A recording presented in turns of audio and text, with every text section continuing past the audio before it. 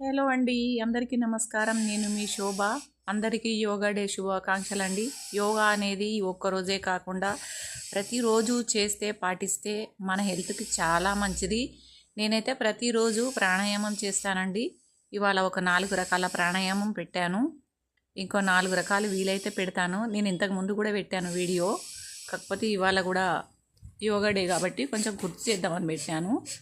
చాలా హెల్త్కు మంచిది చేస్తే. బయట పార్ట్స్ కంటే ఏదో మందు రాస్తాం తగ్గిపోతుంది, కానీ ఈ ప్రాణాయామం వల్ల లోపలుండే అవయవాలకు కూడా మెడిసిన్ లాగా పనిచేస్తుంది.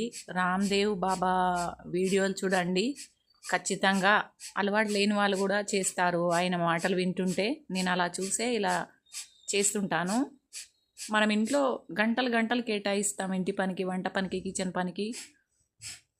మన బాడీకి ఒక 10-20 నిమిషాలు కేటాయించుకొని మన బాడీని మనం చూసుకోలేమా? ఖచ్చితంగా మీరు కూడా పాటించాలని కోరుకుంటున్నాను, ఆశిస్తున్నాను. నా మాట వినండి, ప్రాణాయామం చెయ్యండి.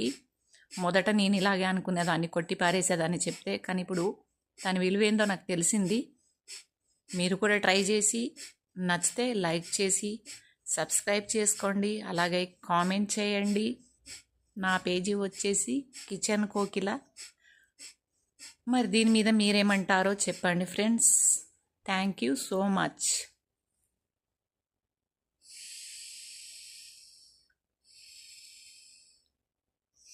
ఒక 4 రకాల ప్రాణాయామం అయితే పెట్టాను ఇవాళ. చూడండి,